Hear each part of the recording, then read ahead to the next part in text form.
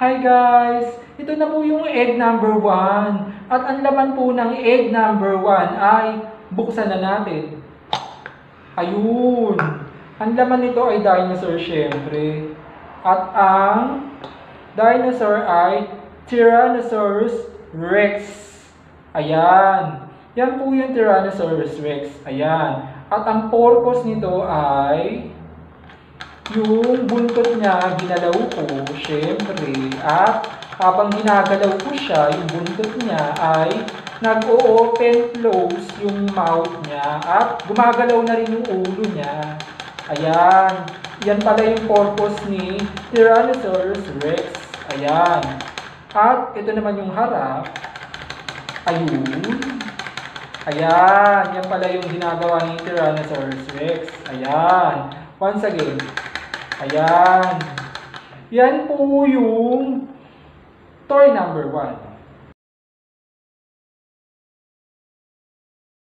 Hi guys! Ito na po yung egg number 2. At ang laman po ng egg number 2 ay buksan na natin. Ayun. Siyempre, ang laman ng egg number 2 ay dinosaur. At ang tawag dito sa dinosaur na to ay Bumpy the Ankylosaurus. Ayan. At alam niyo po ba kung anong purpose nito? Siyempre, pipindutin nyo na sa ibabaw ni Bumpy the Ankylosaurus. At siyempre, gagalaw na po yung buntot niya at yung ulo niya. Ganito yun.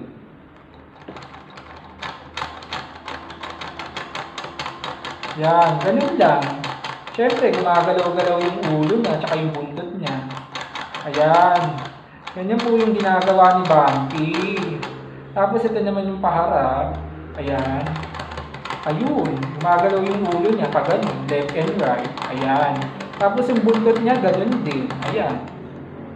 Yan po yung ginagawa ni Bumpy the Ankylosaurus. Ayan. Yan na po yung toy number 2. Hi guys! Ito na po yung egg number 3. At ang laman po ng egg number 3 ay buksan na natin. Ayun! Ang laman ay dinosaur. At ang dinosaur ay ito po. Triceratops. Ayan. Alam niyo po ba kung anong purpose ng Triceratops? Ganito yun. Ayan. Yung buntot niya ginalaw ko rin at yung ulo niya ay gumagalaw din. Ayan. Yan pala ang purpose ng Triceratops. Ayan. Tapos, pag ano naman. Ayan. Yan po yung ginagawa ng Triceratops. Ayan. Yan po yung toy number 3. Hi guys! Ito na po yung egg number 4. At ang egg number 4 ay buksan na natin. Ayan.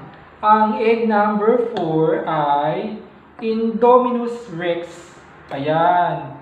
Yan po yung Indominus Rex. Ayan. Alam niyo po ba kung anong purpose niyan? Ganito po yun. Siyempre, papaandarin ko siya at gumagalaw po yung mouth niya. Ayan. Gumagalaw siya at ito po yung harap. Pag ganun. Ayan. Gumagalaw yung mouth ni Indominus Rex. Ayan. Alam niyo po ba kung paano nangyari yun? Nangyari yun kasi meron siyang gulong dito sa ilalim ni Indominus Rex. Ayan. Kaya gumagalaw yung mouth niya habang umaandar yung gulong. Ayan. Once again. Ayan. Yan po ang toy number 4.